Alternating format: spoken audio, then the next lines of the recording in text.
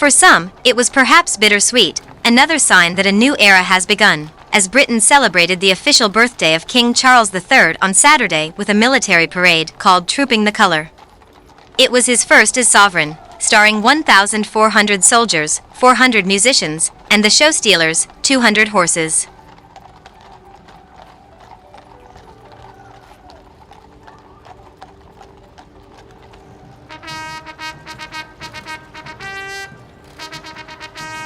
The play was the same, but the actors had changed. There were the huge drum horses, the farriers with glinting axes, and the buglers. The mall from Buckingham Palace to Horse Guards Parade Grounds was a sea of red tunics. The crowds were respectable, but not huge. They've been doing this for more than 260 years, since George II, and they are very good at it.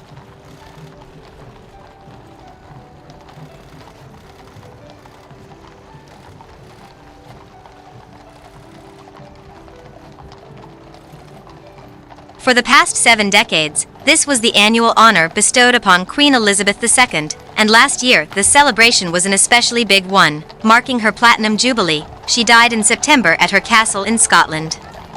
Then there was her funeral, with 10 days of mourning, and afterward, the coronation of Charles at Westminster Abbey in May.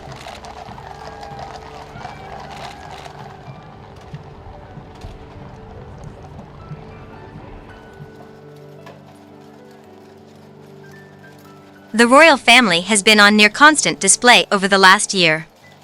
Not only has the crown been passed, but Prince Harry and his wife, Meghan, the Duchess of Sussex, have dominated headlines, with the release of their self-produced 6-hour documentary for Netflix and Harry's best-selling memoir, Spare. The book alleged that his father, Charles, brother, Prince William, and stepmother, now Queen Camilla, took active roles in press attacks against the couple.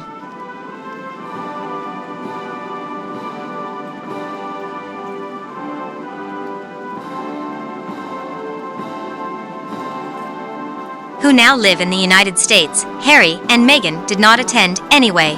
No golden carriage ride for Charles this time.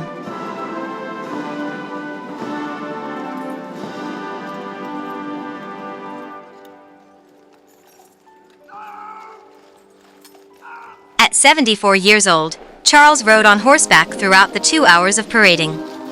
He reviewed the troops, offering up smart salutes, his face mostly obscured by the tall black bearskin cap on his head and the chin strap below his bottom lip.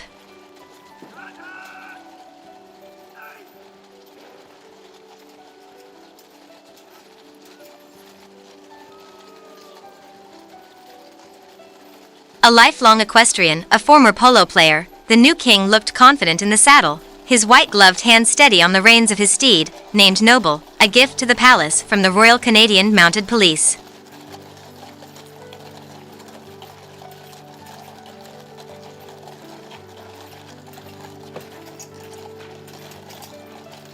Charles is the first king to appear at the birthday parade since 1950, the last year King George VI attended.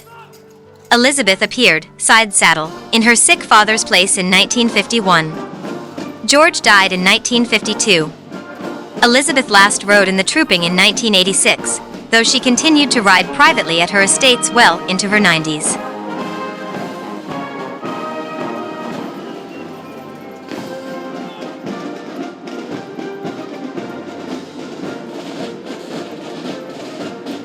On Saturday, Charles was accompanied on horseback by his son and heir Prince William, the Prince of Wales, and 2 of the king's siblings, Princess Anne, the Princess Royal, and Prince Edward, the Duke of Edinburgh. The disgraced Prince Andrew was nowhere to be seen.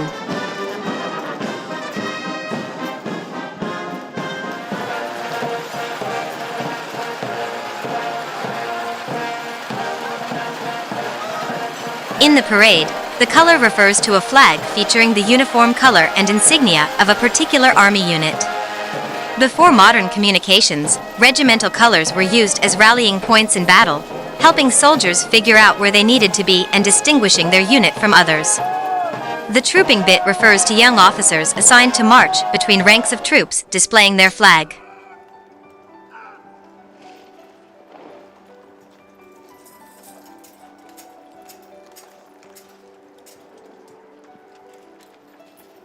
And though the parade celebrates his official birthday, the June date is just a chance to offer summer procession.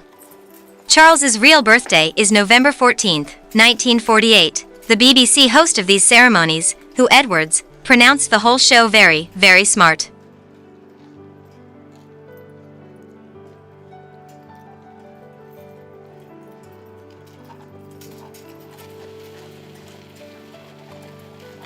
One of his guests reported that afterward, the horses are rewarded with recovery rations, including carrots and apples.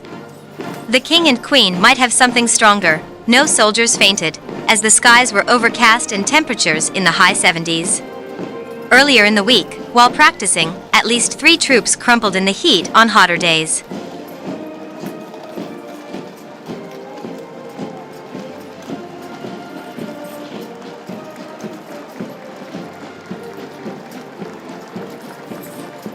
In a carriage rode the new Queen Camilla, wearing a kind of bearskin fascinator hat. Beside her was Catherine, the Princess of Wales, and her 3 children, George, Charlotte and Louis, age 5, who provided the photographers with an image of the day by holding his nose.